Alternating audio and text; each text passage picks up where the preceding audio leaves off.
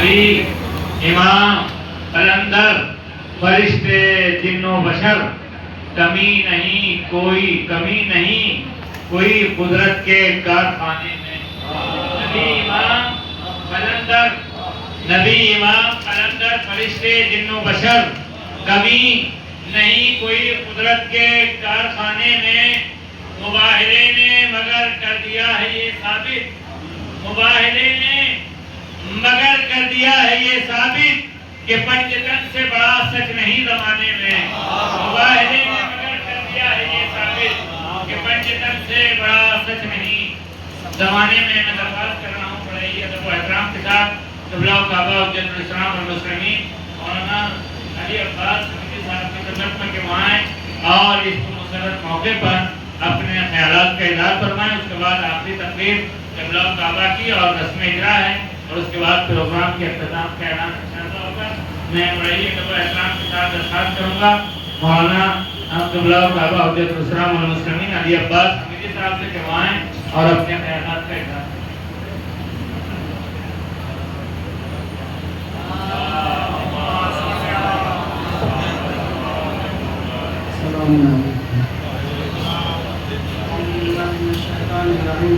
بسم اللہ الرحمن الرحیم وبه نستعین وهو خیر الناصرین المعین وصلی اللہ علی محمد وعلی آلہ اما بعد فقد قال اللہ تبارک وتعالی فی کتابہ الکریم ومن حاجک فیہ من بعد ما جاءک من العلم تعالوا ندعو ابناءنا وابناءکم ونساءنا ونساءکم وانفسنا وانفسکم ثم نبتهل فنجعل لعنة الله على الكاذبين صلوات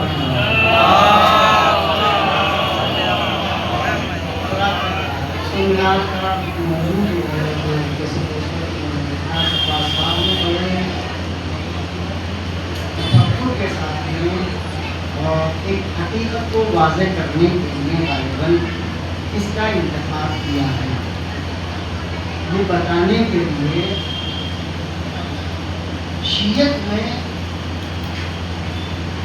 جو سب سے بڑا دن حدیث کا ہے، اس سے پہلے ایک حقیقت ہے جسے مباہلہ کہتے ہیں۔ اگرچہ تاریخ کے اعتبار سے آپ دیکھتے ہیں وہ 24 ذی الحجہ کو آتی ہے، مگر سن کے اعتبار سے وہ 1 سال پہلے وجود میں آئی ہے۔ ایک حقیقت کا اعلان موضوع ہے سیمینار کا آیے بلیے آیے مباہلہ عظمت اہل بیت کا منشور، آیے مباہلہ عظمت اہل بیت کا منشور۔ چونکہ میرے پاس میں نے سوچا کہ ایک بار اس عنوان کا ذکر آ جائے تو انہوں نے محنت کے ذریعے سے اور ایک اپنی فکر کے ذریعے سے آپ کے سامنے پیش کیا ہے۔ چونکہ پوری زندگی لکھتے رہے ہیں اور ان گوشوں کی طرف ہمیشہ ان کی نظر رہی ہے کہ جن پہ قلم کم لوگ اٹھاتے ہیں۔ مباہلہ ہمارے یہاں عظمت تشیع کا سب سے بڑا منارہ ہے، جس کے لیے آج اس دنیا میں جو موجودہ جس میں ہم جی رہے ہیں، موجودہ زندہ شیعوں کے سب سے بڑے قرآن شناس آیت اللہ جواد عاملی کا فرمان ہے۔ ان کا فرمان ہے کہ مباہلہ کو زندہ رکھیے، یہ شیعت کا سب سے بڑا عظمت کا منارہ ہے۔ اس سے بڑا کچھ نہیں، اس لیے کہ آپ دیکھیے گا ہر جگہ فضائل اہل بیت میں تنہا تنہا سب نظر آئیں گے مگر مباہلہ ہے، جہاں سب زندگی میں ایک جگہ جمع ہوتے ہیں۔ یہ بھی آپ دیکھیے گا آیہ تطہیر مباہلہ سے پہلے اسی لیے نازل کی گئی تھی تاکہ اہل بیت کو پہلے پہچان لو، تاکہ مباہلہ کی عظمت سمجھ میں آ جائے۔ یہ اسی لیے رکھی گئی تھی اور لگاتار ہے یہ عظمتیں۔ آیا چونکہ موضوع دیا ہے بہت سمجھ کے دیا ہے، میں جانتا ہوں ان کو بہت سمجھ کے کہا آیا مباہلہ عظمت اہل بیت کا منشور ہے۔ کچھ مت جائیے کہیں، نہ کسی حدیث کا سہارا لیجیے، کسی روایت کا سہارا لیجئے، نہ کسی تاریخ کا سہارا لیجئے، نہ کسی مفسر کا سہارا لیجئے، بلکہ صرف اور صرف اس آیت پر غور کر لیجئے. اور یہ بھی حکمت ہے انہوں نے یہ آیت یہاں لکھ کر شاپ کے سب کے سامنے رکھ دی تاکہ اگر کوئی غلط بھی پڑھتا ہے تو وہ صحیح سے پڑھنا سیکھ جائے. اور دوسری بات اور حکمت یہ بھی ہو سکتی ہے کہ آیات قرآنی کی طرف دیکھنا بھی عبادت ہے. آیات قرآنی کی طرف دیکھنا بھی عبادت ہے. اور خالی آیات قرآنی یہ آیہ قرآن سامت ہے، قرآن ناطق کی طرف دیکھنا بھی عبادت ہے. اور ایک اور چیز ہے، اگر دسترسی نہ ہو، آپ کا وضو نہ ہو یا آپ کو میسر نہ ہو تو اپنے ماں باپ کے چہرے کی طرف پیار سے دیکھنا بھی عبادت ہے. مفاہیم کی طرف غور کیجیے، آپ محروم نہ ہو جائیں. جیسے انہوں نے لکھ کے لگایا ومن حاجہ فیہ من بعد ما جاءک من العلم. اس کا مطلب ساری دنیا میں اللہ کی نظر میں اگر کوئی چیز علم کہلانے کی حقدار تھی وہ ہے قرآن. قرآن میں کیا ارشاد ہے؟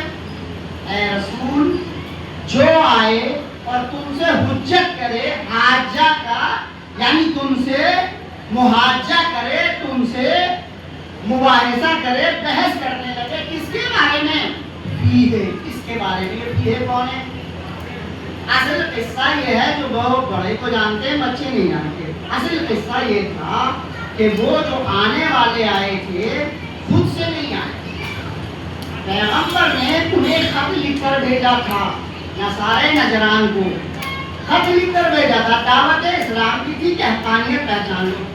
وہ اپنے گھمنڈ میں تھے، انہوں نے کہا نہیں ایسا نہیں ہو سکتا. انہوں نے آ کر بحث کی کہ عیسیٰ اللہ کے بیٹے ہیں، ہمیں اس میں آپ ہرا دیجئے. اور یہ بحث چلی اور کافی دیر چلی. چونکہ وقت نہیں ہوتا آپ کی یہ مباحثہ بہت دیر پڑھا جانے والا. میں نے علماء کو سنا ہے 3 گھنٹے مباحثہ پڑھتے تھے، 3 گھنٹے مباحثہ پڑھتے تھے. اعلان وہ چیزیں نہیں ہیں، لہذا مختصر لفظوں میں ابن اللہ ہے اس پر بحث. اور رسول اللہ نے جو بھی آیتیں تھیں وہ سب پڑھ کر سنا دی. جو قرآن کو کہہ رہا ہے ومن حاجہ فیہ من بعد ما جاءک من العلم. اے رسول تم نے جتنا، میں جاہل ہوں لیکن اتنا جانتا ہوں 42 آیتیں وہ ہیں جو مباحثہ سے تعلق رکھتی ہیں. 42 وہ آیتیں ہیں جو مباحثہ کے کانٹیکٹ میں ہیں. رسول نے ساری پڑھ کر سنا دی. اس کا مطلب وہ جو آگے کچھ دن بعد یہ کہے گا کہ قرآن کافی ہے، زندگی رسول میں وہ قرآن کافی نہ ہو سکا.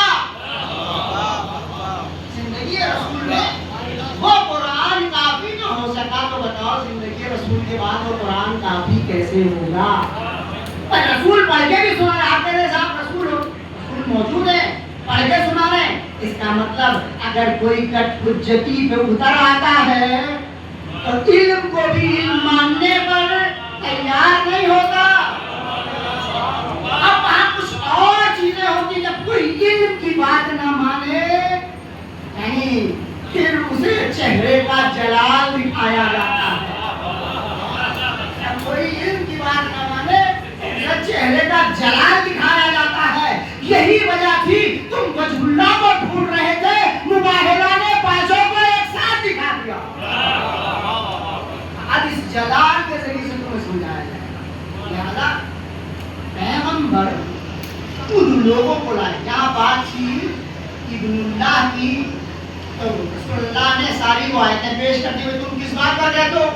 کہا یہ وہ بات یہ ہوئی یہاں سے ابن اللہ مانیے صاحب ان کو یہ تو اللہ کے بیٹے ہیں، لہذا ان کو تقدس دیا جائے جو عیسائی دیتے ہیں. کب سے آج پہلے بھی مان رہے تھے رسول اللہ کے زمانے میں. رسول اللہ سے 500 سال پہلے سے یہ عقیدہ رائج تھا. اس کا مطلب پیغمبر آپ نے خط کیوں بھیجا انہیں؟ اب بتانا یہی ہے اگر وہی غلط عقیدے پنپنے لگے تو زمانے کے رسول کی ذمہ داری ہوتی ہے کہ ان کی سرگوبی کی جائے. سرگوبی کی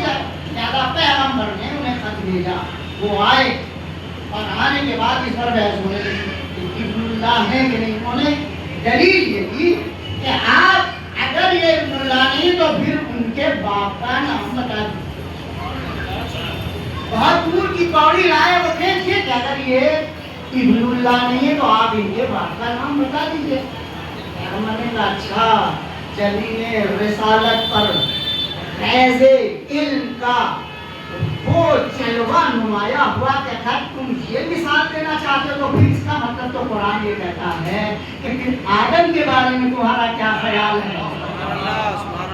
اتنی دلیلوں کے باوجود میں نے ساری دلیلیں کو چھوڑ دی چونکہ وہ کئی دن 3 دن تک تقریباً یہ بحثیں ہوتی ہیں اور میں کہا 42 آیتیں وہ ہیں جو اس طرف اشارہ کرتی ہیں اس جو بحثیں ہوتی ہیں. لہٰذا نہیں مانے. جب نہیں مانے تو اب یہ آیت جو منشور عظمت اہل بیت بن کر آئی ہے. اس نے کہا اگر یہ نہیں مانتے قرآن کی تو نہ مانو. ہمارے پاس ایک خاموش قرآن بھی تھوڑی نہ ہے. ہمارے پاس تو بولتے قرآن بھی ہیں. جب وہ آئیں گے تو ثابت کر کے چلے جائیں گے. یہ سلمت رہے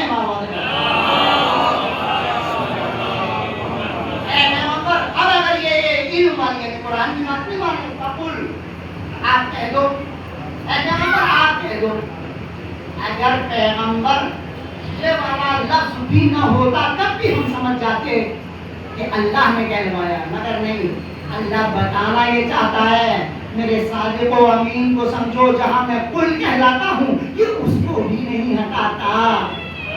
یہ اس قل کو بھی ہٹاتا. قل اب کیا کہتا تعالو بلاؤ آؤ نہ دو ہم بلاتے ہیں. کہلوا کون رہا ہے؟ اللہ کہلوا رہا ہے. یہاں سے اب قبول کے بعد میں کیا شروع ہوتا تعالو ان سے کہو آؤ نہ دو ہم بلاتے ہیں. یہ ہم کون بلا رہا ہے؟ یہ کون بلا رہا ہے؟ یہ آپ کہیں گے کہ اللہ بلوا رہا ہے. اللہ بلوا کائے کے لیے بلا رہا ہے؟ یہ قرآن کی مدد کے لیے بلا رہا ہے.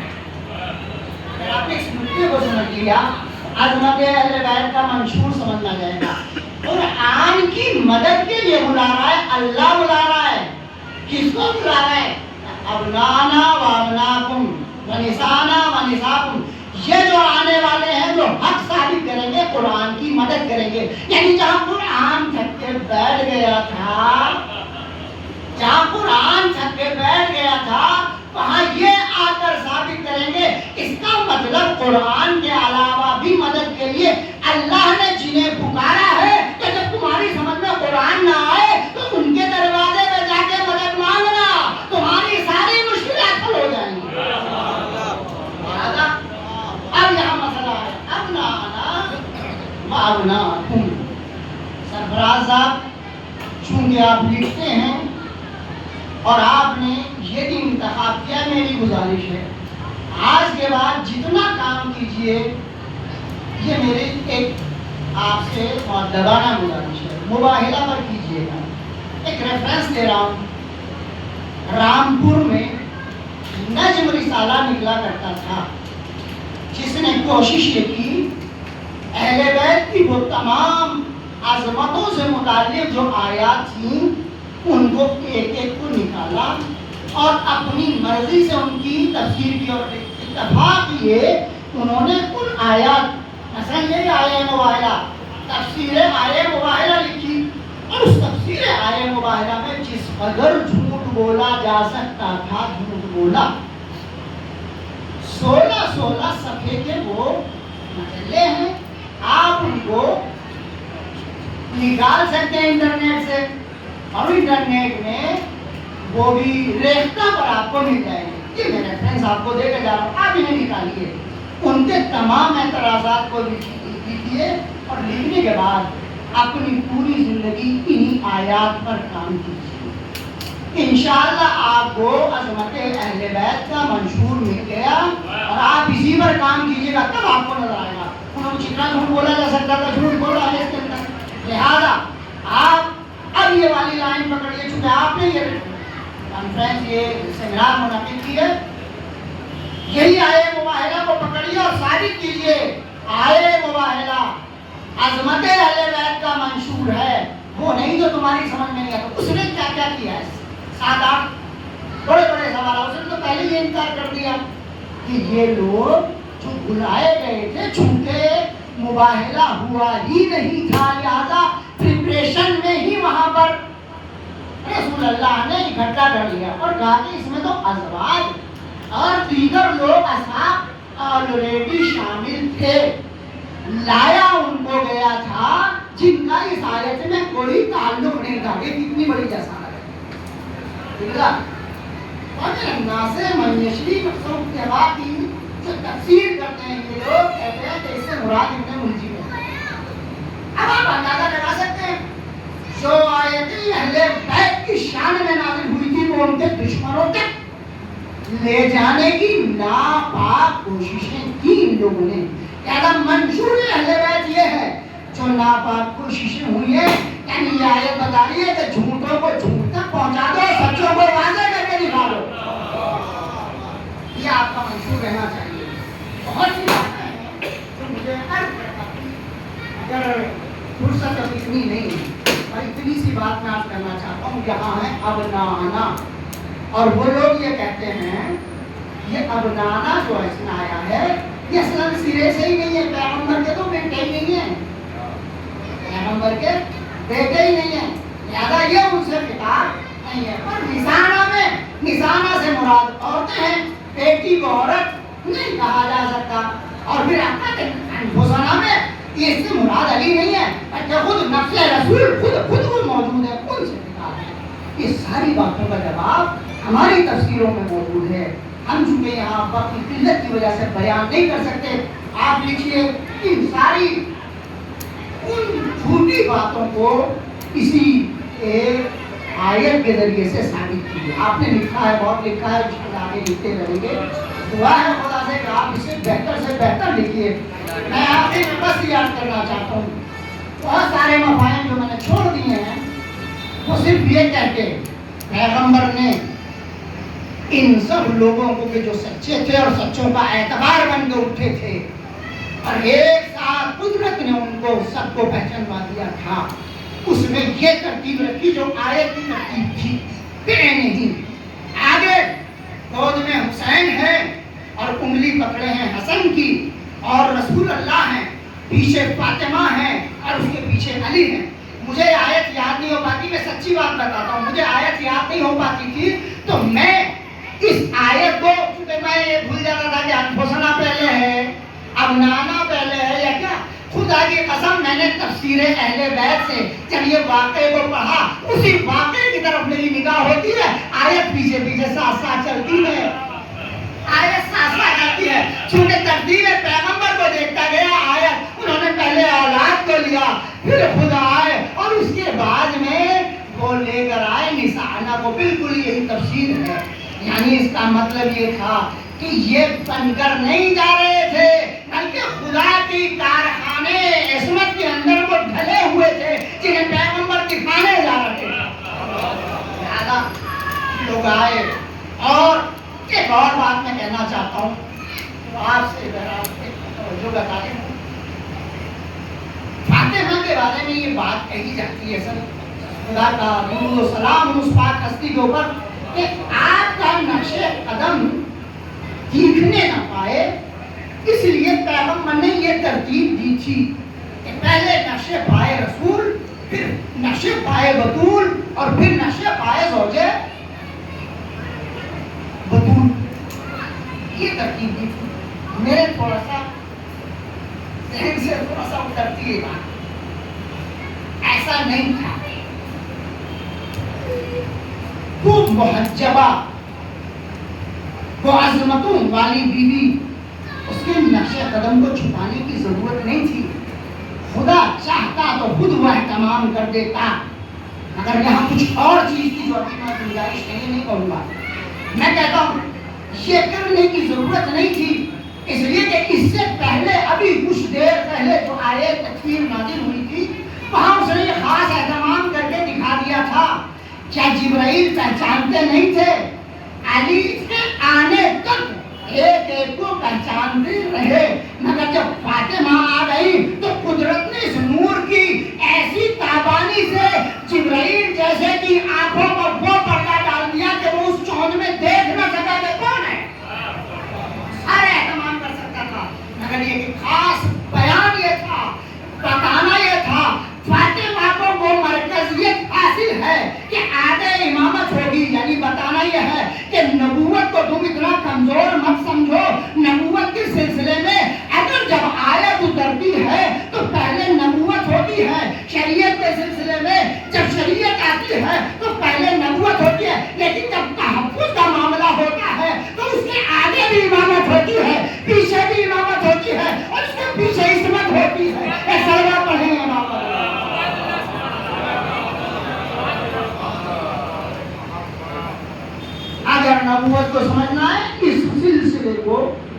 سمجھنا ضروری ہے۔